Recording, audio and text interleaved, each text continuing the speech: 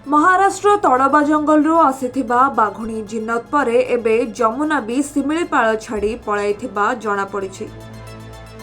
9-10 दिन तले जिन्नत झारखंड पळाइथिबा बेले जमुना कूलडीहा अभयारण्य को पळाइथिबा जणा पड़िछि। जिन्नत को फेराई आनिबा पई वन विभाग एबे भी नाकिदम हेउछि।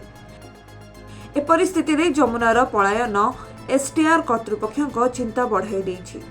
शिमिलीपालर परिवेश एही दुई बाघुणीଙ୍କ ପାଇଁ अनुकूल हेउनथिबारु सेमाने पळाउथिबा वन्यप्राणी विशेषज्ञ माने जुक्ति बाढिछन्ति। फलरे एनटीसीए र महत्वाकांक्षी योजना अनिश्चितता भितरकू ठेली होई जाइछि। मिलिथिबा सूचना अनुसार जिन्नत एबे शिमिलीपाल अभयारण्यरू 40 किलोमीटर दूरकू जाइथिबा बेले एसटीआर प्रकल्पर तालीम प्राप्त अधिकारी और कर्मचारी 3टी टीम सहित मोट 15टी कर्मचारी नियोजित रहिछन्ति। एजावत से कौनसी शिकार करि नथिबा बेले 72 घंटा हेला झारखंड राज्यर राजाबासा जंगल रे पहुंची।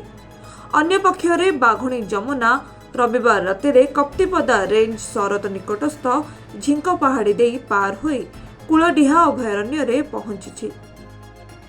शिमिलीपाल अभयारण्य कॉरिडोर प्राय 20 ରୁ 25 किलोमीटर दूर रे तार अवस्थिति थिबा जणा पड़िछि। कप्तिपदा अंचल रे तार पादचिन्ह मध्य ठाब होइछि।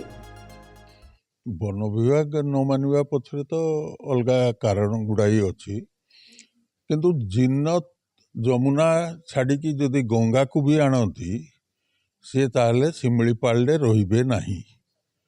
जेते पर्यंत शिमिलीपाल जो प्रकार अवस्थिति सेई अनुसारे सेई जगारू बाघ न आनिबे ताहले रहिबे नहीं। एटा मो आरंभरू भी आपण मान गणमाध्यम रे बार बार कही आई होउची।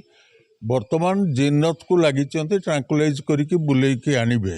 मु पुणी कहूची ताकू आनिबे, आनिकी एटी छाड़िबे, छाड़िबा परे से पुणी पळेइबो। जमुना कही से भितर रही तलकू पलि आसो, तलकू पलि आसला एला सी भी पलैलानी कुलडिया। किंतु एमाने कहीं शिमिलीपाल जो उद्देश्य अणा होता से उद्देश्य साधन हवा पॉसिबिलिटी 99.9% नहीं। मयूरभंज प्रदीप्त होता रिपोर्ट, खबर ओडिशा।